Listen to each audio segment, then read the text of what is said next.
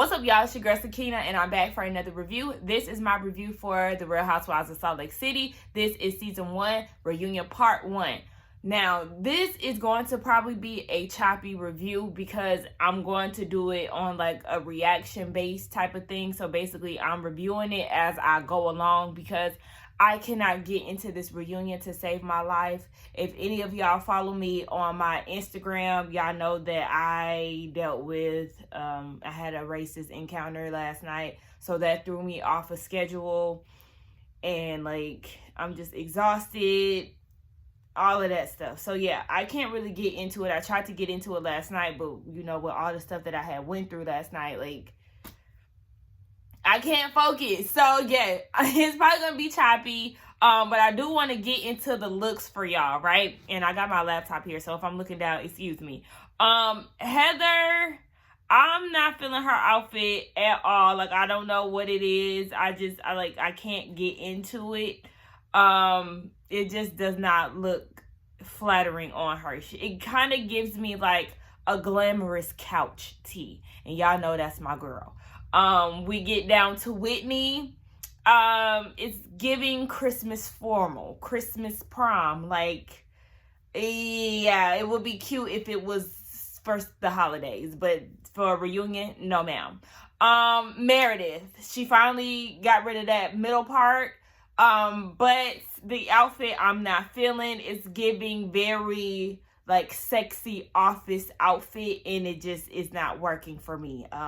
I feel like Meredith lets Brooke hype her up into certain outfits, and it's just like, it's not even the outfit sometimes. Majority of the time it's Meredith, and just not her not being able to rock the outfit. Like, she ain't got the swag to rock certain stuff, and she let her son hype her up into these things, and it's just like, girl, you're not selling us the garments. Jen, I feel like the dress looks nice, but like the hair, sis, you can't have, when you have sleek ponytails that's up there, you already know it's gonna make your face go up like this. It's gonna make your eyebrows raised and all of that. And it's just like, you already got a strong jawline, so I don't think that hair style is fitting. I hated her eyebrows. I was so distracted. Every time I looked at them, they just looked terrible. I just hate the look. Like, I like the ponytail. I just do not like it on her. Like, girl, you need stuff that's gonna kind of hide that jawline. I know that's probably fucked up to say, but that's just how I feel about it. Mary, girl, what are you doing with this dress? Like, the dress, I feel like it could have been okay. But the fact that she added, because I seen how the dress looks on the runway, she added these furry accessories that she got out of the Wilson's Leather outlet store. Like, girl, what is that? Like, that just was getting on my nerves. I can't. I mean, her hair looks better, but girl, what in the entire fuck? And then we can get down to Lisa. And in my opinion, Lisa had the best look. Was it reunion-esque? No, but I liked her dark hair. I like the color of the dress on her skin tone. I know she did get like super tan for this reunion.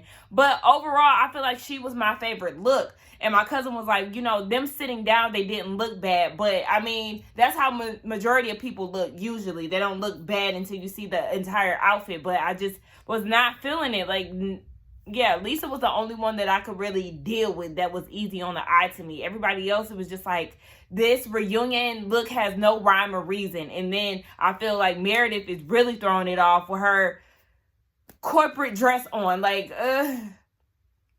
Anyway, let's get into the review. Okay, I lied. That icy hot fire and ice, it was giving me figure skating vibes. That dress that Jen has on, no. Once she sat down and I seen that poofy, like, no. And then like the you know, the ice part when the rest was flamed up, like, yeah, never mind. I don't like the dress either. Yeah, sorry, no. I find it real odd that Lisa wants to get pole dancing lessons from Whitney, but she has so much to say down at Sharif's birthday party. Okay. Shout out to Rihanna, okay, for recognizing a real one, okay? One thing about Rihanna, you know, her favorite ones are usually my favorite housewives, too. You know, her favorite is Karen from Potomac. That's my favorite, too. Her favorite is Heather, obviously, and that's my favorite, too. Like, come, that's that Pisces shit. Like, let me stop flexing because I know damn well 9 times out of 10 I do not relate to February Pisces.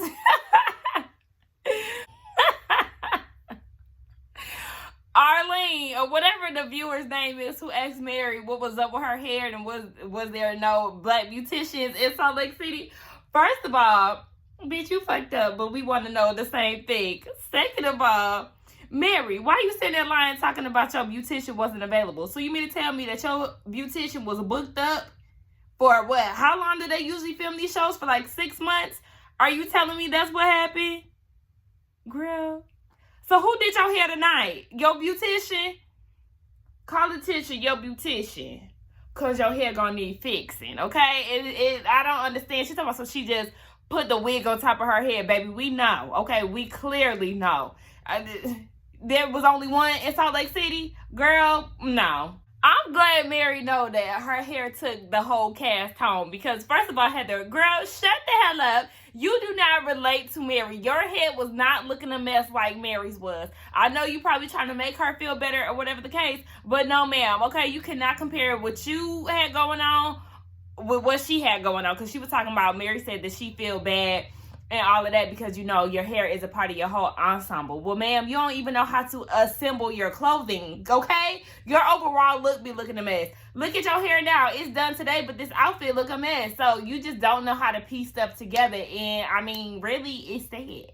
So apparently there is a big swinger community in Utah too. So I guess the Mormons ain't as sanctified as they try to make it seem because y'all really out here creeping, but staying within y'all marriage. Y'all don't want to get a divorce or whatever the case may be. So y'all over there swapping, doing wife swaps and stuff. Like, the Mormon community, y'all real sketchy, honey. Y'all give me real judgy teas, but y'all be doing so much underhanded shit, you know?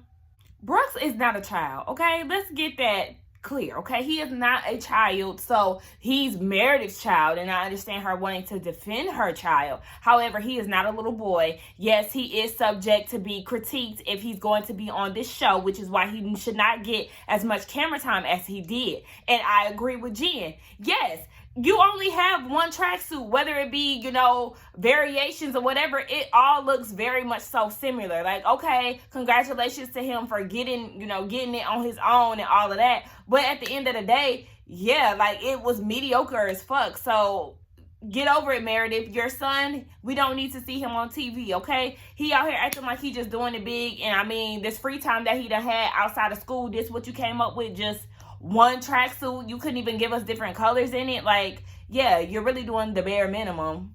Sorry, not. Lisa did a lot of self-tanning, okay? Every time she brings her hands up like this, you can see all the brown, okay? So she must have had her little tanning lotion and rubbing it on right before she got on the stage.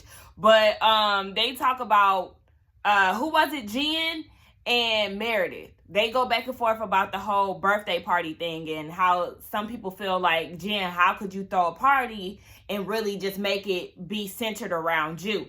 She said that she's not self-absorbed, but Jen, yes, you are, because you barely gave Meredith any type of recognition on her birthday. Like, you could hardly tell that it was even her event. Yes, you threw your culture in there and all of that. And Meredith said that, you know, that wasn't a problem for her. You know, if she wanted to host the event the way that she wanted to, that was fine with her. But her issue was, it was actually Lisa's birthday. And we didn't know that until this reunion, but it was her birthday. And it wasn't like a collaborated thing. I mean, she did get her a cake, but baby, she gave her the smallest cake possible.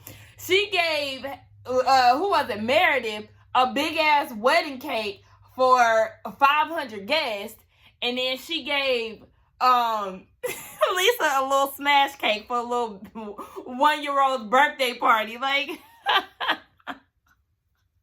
I mean, whatever. So that's what she was really worried about. And Lisa said she was just more so bothered by the treatment from the other women, in particular Heather. And she said that basically Heather was giving her ass to kiss.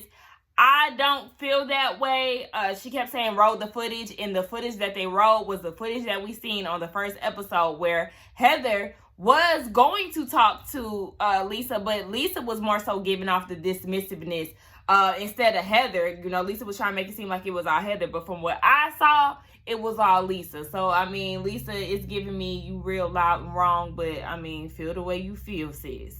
Heather and Lisa getting into this argument, child, about whether or not they've known each other. Heather said that they're not friends, but they basically run in the same circle.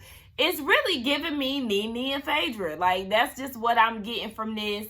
You know, if y'all never was friends like that, okay. And then Heather said that, not Heather, but Lisa said that Heather was at school, you know, pressing her breasts against windows and all of that, you know, being a good time girl. And they was like, you know, call up your friends. Your friends is the ones who told me. But Heather is like, I mean, they all said that wasn't true. Yeah. Anyway. It was just a whole bunch of BS. I mean, y'all know each other. Y'all just not friends. Y'all never gonna like each other, and that's fine. If y'all, you know, grow a friendship after being on the same cast, so be it. But, I mean, who cares for real at this point? Whitney hit it on the nose. Yes, Lisa, you do think that you're better than the girls. She claimed that she does not. However, yes, you do. Remember when you and Meredith went to that little, I don't know where the hell y'all went. Y'all went wine tasting or somewhere after the girls had an altercation, and y'all was like, these are the type of people we like to hang around. Y'all think y'all better than them. So, yeah, Whitney, you were so right. And then I was with Heather when she said, so you had a problem with the way Whitney was dancing in front of Sharif, but who did you bust down in the split for? Okay, Sharif was right there. So you had a problem, but it wasn't a problem when you did, huh? Make it make sense. Not Mary saying that everybody can't pull off that Valentino dress that she wore looking like a damn Christmas tree with her white stockings. Baby, you didn't pull it off well, okay? And then the little jab talk about everybody can't fit into that dress, and the great words of Nene Leakes. They do when you got the coin, okay? Listen, so all of that don't matter. The point is, you looked a mess in it, okay? Just because it's high end, that does not mean it look good, and that don't mean that you can rock it. Because what we know about Mary is she cannot put her clothes together. So, girl, let me tell you, these viewers are on Mary's ass, and it's funny as hell to me. Jen said that she don't have any plastic surgery on her face. I mean, if you look at the throwback pictures of her and like Sharif when they were in school, her jawline has pretty much been strong. It's just the fact that she does fillers in her face and Botox. Like, that stuff does not look good. And I need them to understand that. She said that her son broke her nose when he was younger. So she got like the bridge of her nose fixed. And she said that she wished she could have got her nose done and did the whole thing. But no.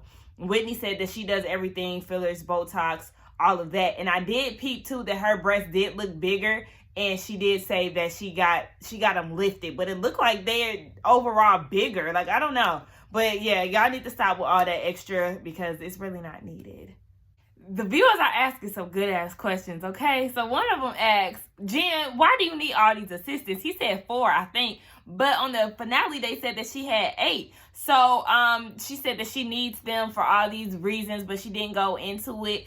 And Andy is like, okay, so what is it that you do? And she said that she does direct marketing or something like that. So she helped with advertisements and algorithms, all this other stuff. I don't know. She was really stumbling over it. So it was giving me like, do you really know what you do for a living? Because you don't really seem confident in this job title, ma'am. I don't know if y'all was getting the same feeling, but that's what I was getting. I don't feel like she needs to, you know, have all those assistants because it's just given that you really don't do a whole lot. And then they talked about Coach Shaw and how he's not the head coach at his job. So why is he always gone? And she said that he would have more leniency if he was the head coach. But it just still doesn't make sense. I know that you have to recruit off season, but yeah, football ain't year round. So I'm just not understanding why he doesn't have a bit more time than he should have. I mean, don't get me wrong. I'm not no football coach, so I don't know the ins and outs. But it would seem like he would have some type of off season and not be so hammered to work 365. we're just going to chalk it up to him not wanting to be around Jen and her crazy antics. He may have a little something on the side. I mean, who knows?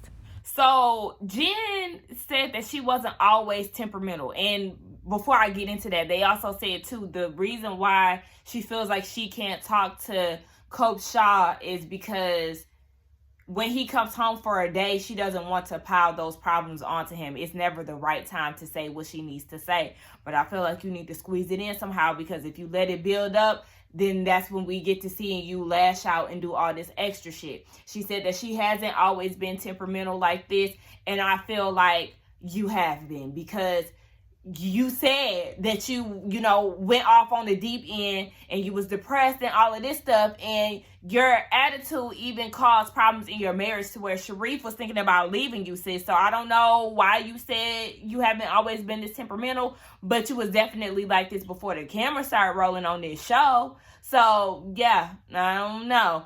And then I agree with Mary. Mary is a trigger for you, Jen. Look at how you acted at the Top Golf party. Girl, look at how you acted at the speakeasy. Look at how you acted at Meredith's party. Anything when it comes down to Mary, you flip the fuck out, and it's not really that necessary. You don't like Mary, but the fact that you go from 0 to 100 in regards to her is ridiculous. Like, you definitely have major pressure for that lady. And you know Mary is not my favorite person, but she is a trigger for you. And I'm going to need you to admit that.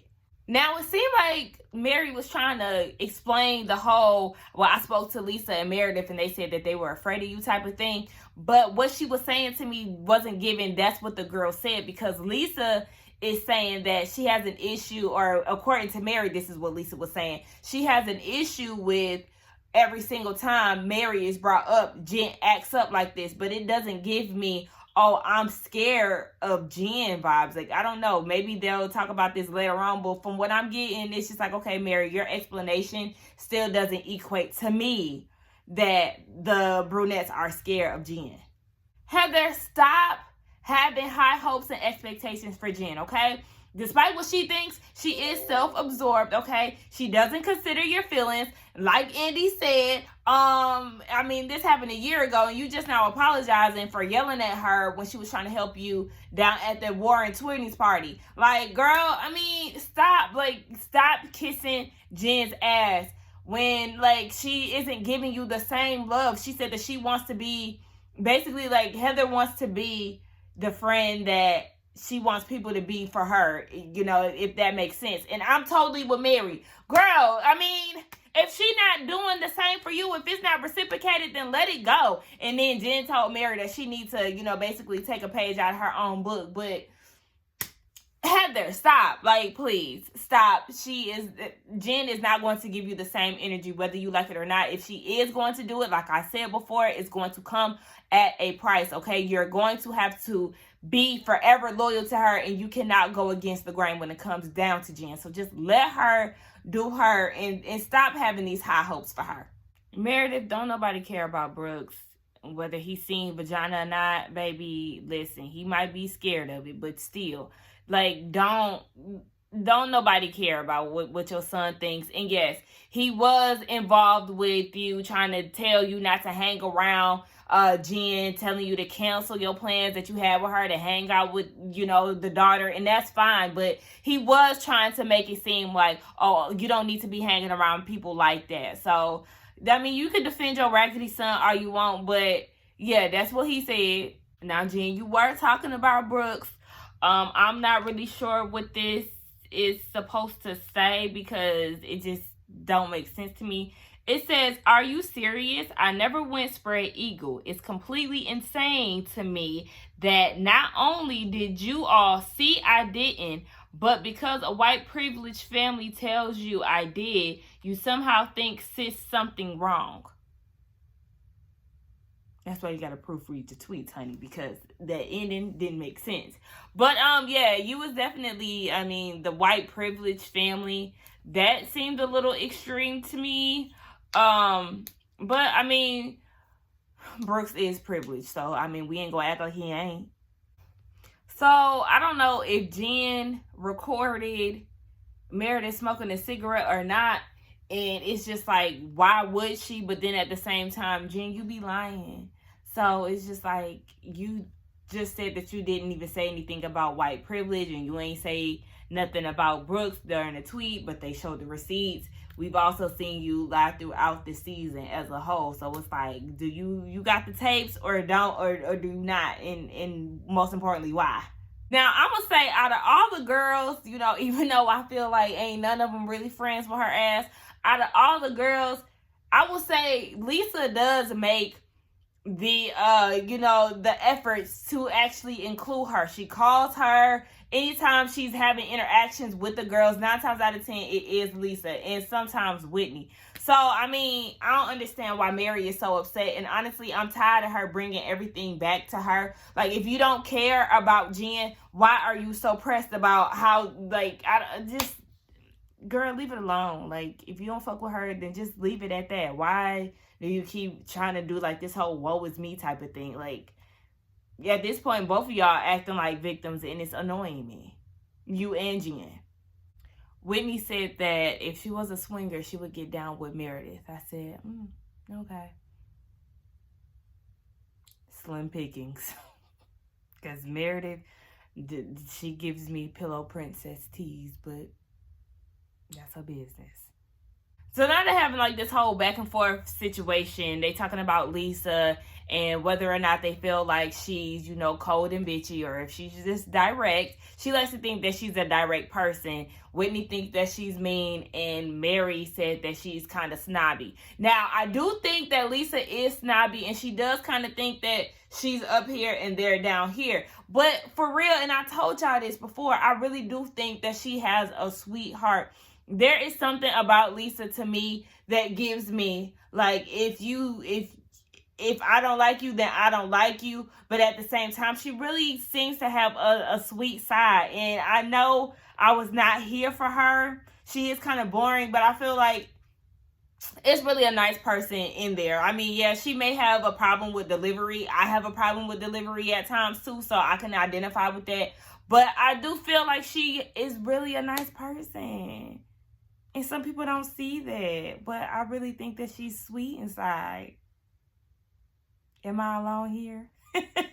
I'm glad Lisa said it, because yes, Mary, yes, you feel like you're up here too. The same way that you feel about Lisa, you act the same way. And when she said the church, I said, listen, because that was the example I was going to use, okay? First of all, you don't go to 7-Elevens because you're scared of your own people. Second of all, look at how you treat the people down at the church. We seen them videos where you was going in on them because they didn't fill up your collection plate. We also seen on the show, you told one of them that he needs to lose weight. Like, damn, what if he was feeling confident about himself and you just shot him down because, obviously you don't think that he looked good. You feel like he overweight.